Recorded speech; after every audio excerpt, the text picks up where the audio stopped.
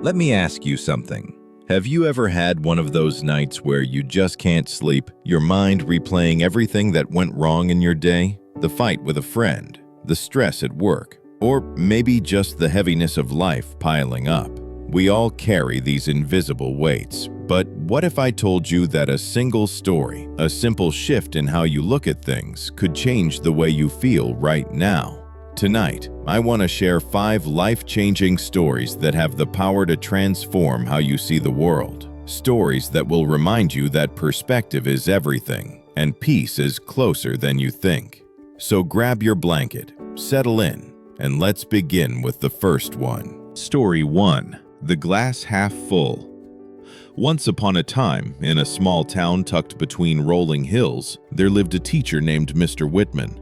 He wasn't wealthy, he wasn't famous, but he had this remarkable ability to make people feel calm, no matter how chaotic their lives were. One day, a group of students came to him frustrated and overwhelmed. They complained about their problems: bad grades, strict parents, unfair rules, dreams slipping away. Their voices rose until the classroom was filled with noise, each student convinced their struggle was the heaviest. Mr. Whitman listened quietly, and then, without saying a word, he reached under his desk and pulled out a glass. He filled it halfway with water, held it up, and asked, "Tell me, what do you see?" The students groaned. "That old trick? It's half full," one shouted. "No, it's half empty," another argued. The room broke into laughter and debate, but Mr. Whitman just smiled. He said, "Most people think the point of this question is whether you're an optimist or a pessimist, but that's not it at all. The real lesson is this: the glass is refillable." The students blinked, confused. Mr. Whitman continued, "You see, life isn't fixed. Just because the glass looks half empty doesn't mean it has to stay that way. You always have the power to add more water, to change your situation, your mindset, your story. Perspective isn't just about what you see, it's about what you choose to do next." Suddenly, the room grew quiet. The weight of those words sank in. The students realized that while they couldn't control everything, their parents, their grades, the world outside, they could control how they responded. They could choose to refill their own glass. Years later, some of those students would still talk about that day, how a simple glass of water taught them that optimism wasn't pretending everything was fine. It was remembering that they had the power to pour more into their lives. Think about your own life for a moment. What's your half-empty glass right now? Is it your job, your relationships, maybe your health? Remember this: the glass isn't fixed. You are not stuck. You can choose to refill it with patience, with gratitude, with effort. That's the power of perspective. And that was just the first story. But sometimes it's not just about adding water, it's about learning to let go. Which brings us to the second story. Story 2. The Backwards Day. Imagine waking up one morning and deciding, what if I lived this day in reverse? That's exactly what a young woman named Claire once did. Claire was the kind of person who always planned every detail of her life. Her calendar was color-coded, her desk spotless, her dreams mapped out down to the year. But despite all that order, she was exhausted. She felt like life was controlling her instead of the other way around. One night, lying awake with her thoughts racing, Claire whispered to herself, "I'm so tired of trying to get everything right. What if, just for one day, I stopped?" The next morning, instead of rushing out of bed when her alarm rang, Claire did the opposite. She turned it off, rolled over, and stared at the ceiling. For the first time in years, she let herself breathe without guilt. Normally, she skipped breakfast to save time, but that day she cooked pancakes, slowly, clumsily, enjoying every flip. She even laughed when one landed half on the counter. At work, instead of tackling her hardest tasks first, she did the easy ones, the ones that made her smile. Instead of staying silent in meetings, she cracked a silly joke. And instead of saying yes to everything her boss demanded, she dared to say, "I'll need time to think about that." Everything felt backwards, and strangely, it felt good. The real test came that evening. Claire usually went straight from the office to the gym, then home to prep for the next day. But this time she walked to the park instead. She sat on a bench watching children chase fireflies as the sun melted into shades of orange and purple. A stranger sitting nearby smiled and said, "Beautiful evening, isn't it?" Normally, Claire would have nodded politely and turned back to her phone. But on her backwards day, she struck up a conversation. They talked about little things: the weather, books, the joy of ice cream on a hot day. For the first time in months, Claire felt like herself again, unguarded, alive, present. By the end of the day, Claire realized something profound. Her life hadn't been stressful because of her responsibilities. It had been stressful because she believed she always had to do things the right way, the efficient way, the expected way. Living backwards for one day taught her that sometimes breaking routine is exactly what we need. That freedom isn't found in controlling every detail. It's found in letting go. From then on, Claire didn't live every day backwards, but she carried the lesson with her. That joy often hides in the unexpected, and peace comes when you stop forcing life to follow a perfect plan. Now, let me ask you, when was the last time you let yourself break your own rules? The last time you chose rest over productivity, laughter over schedules, connection over deadlines? Maybe you don't need a full backwards day, but what if, just once this week, you let yourself do something out of order, something that feels a little silly, a little unplanned? You might just discover a side of yourself you've been missing. So far, we've learned that perspective can refill your glass, and that sometimes it's okay to turn life upside down. But what happens when the truth you need to face isn't outside, but staring right back at you? That's where our third story begins. The Mirror's Truth. Story 3. The Mirror's Truth. There was once a man named Daniel. From the outside, Daniel had everything people admired: a stable job, a nice apartment in the city, even a smile that seemed to tell the world he was fine. But behind closed doors, Daniel felt like a stranger in his own skin. Every morning, he would get ready for work, tie his shoes, smooth his hair, and then avoid looking at the mirror. Because when he did, the reflection staring back at him seemed hollow, tired, almost unrecognizable. On his 35th birthday, his younger sister gave him an old ornate mirror she'd found at a flea market. It was tall, framed with carved oak leaves, and a little cracked along the edge. "It reminded me of you," she said. "Not perfect, but strong, still standing." Daniel laughed, thanked her, and placed it in his bedroom. But that night, he found himself drawn to it. For the first time in years, he really looked into his own reflection, longer than a quick glance before rushing out the door. At first, all he saw were flaws, the wrinkles forming near his eyes, the weight he had gained, the exhaustion carved deep into his face. But as the minutes passed, something strange happened. He realized he wasn't just looking at his face, he was looking at his life. The mirror seemed to ask him questions without words. Why are you hiding? Why are you pretending you're okay when you're not? What are you so afraid to admit to yourself? For a moment, Daniel felt like breaking the glass and walking away, but instead he whispered, "I'm lonely. I'm tired of pretending, and I don't even know who I am anymore." His own voice echoed back to him, fragile but real. And in that moment, the mirror wasn't his enemy. It was the first place where he told the truth. The next morning, something shifted. Daniel didn't feel instantly healed, but he felt lighter because he had finally been honest with himself. He began using the mirror as a ritual. Every night before bed, he would stand in front of it and say one true thing: "I'm scared about the future. I miss Dad. I want to feel proud of myself again." At first, these confessions broke him down, but slowly they built him up, because truth, even when painful, is the foundation of freedom. Weeks later, Daniel noticed something different in his reflection. Not perfection, not some magically transformed man, but honesty. And with honesty came strength. Daniel's story teaches us something we often forget.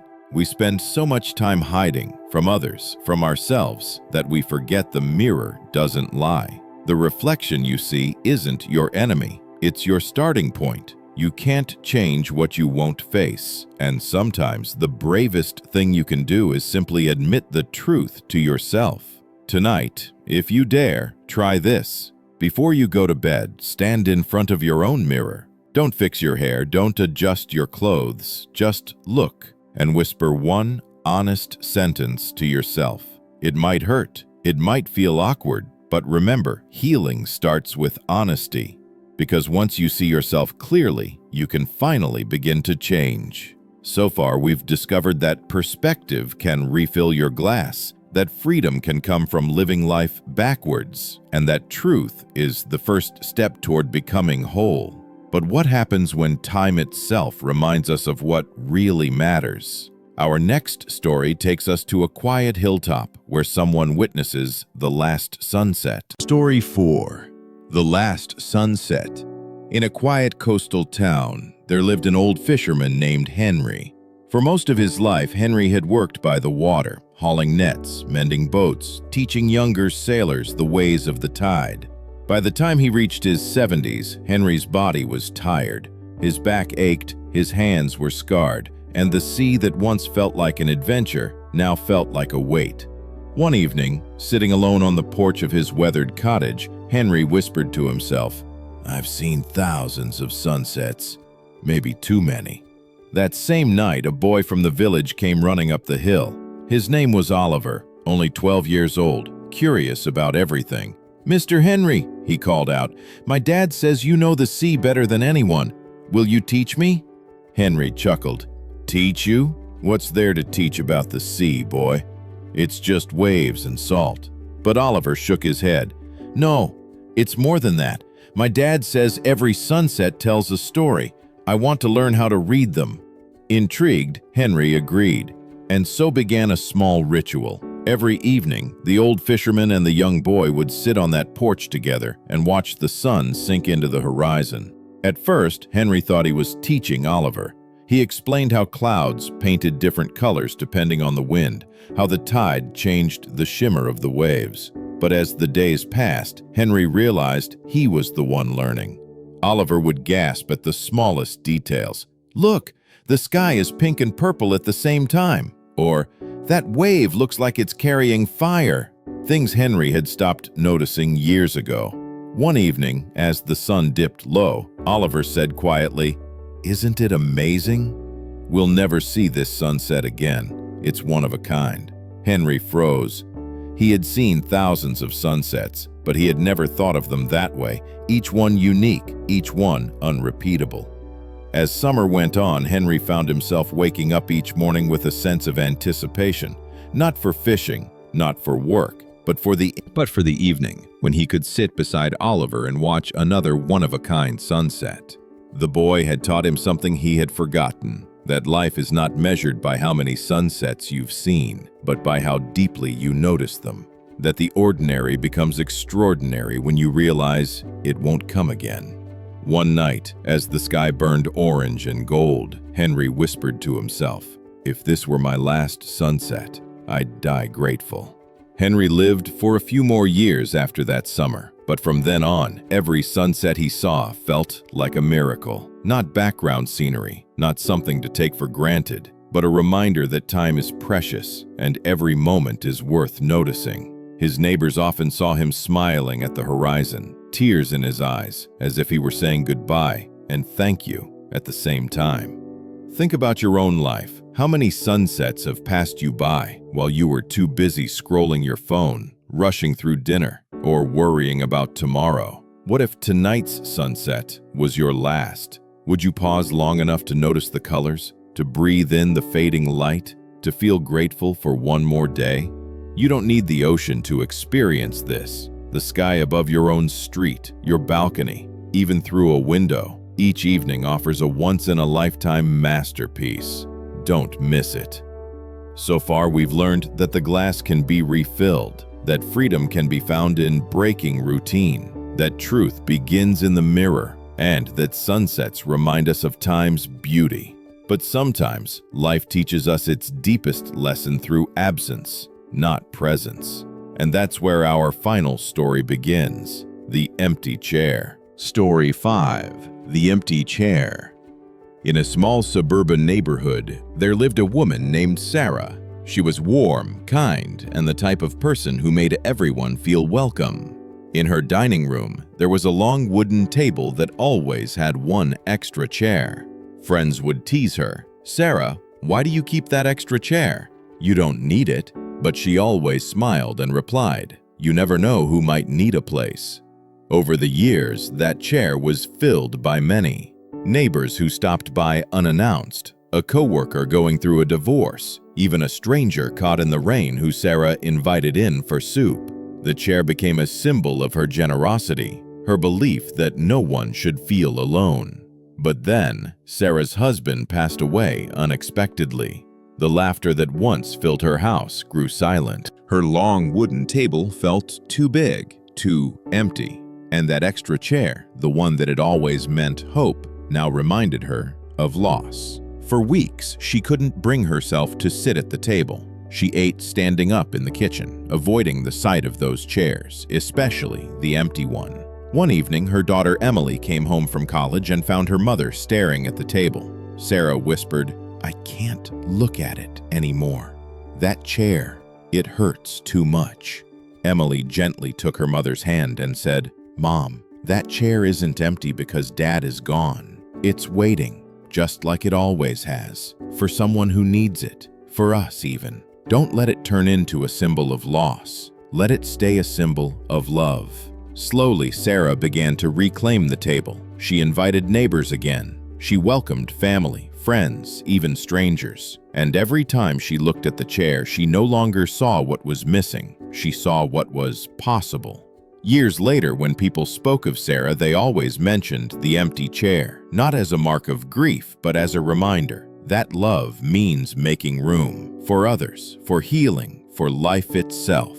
The empty chair teaches us that while loss is inevitable, love leaves behind spaces meant to be filled again. We honor those we've lost not by closing ourselves off, but by keeping our doors and hearts open. Sometimes the greatest act of healing is simply leaving a chair open for whoever or whatever comes next.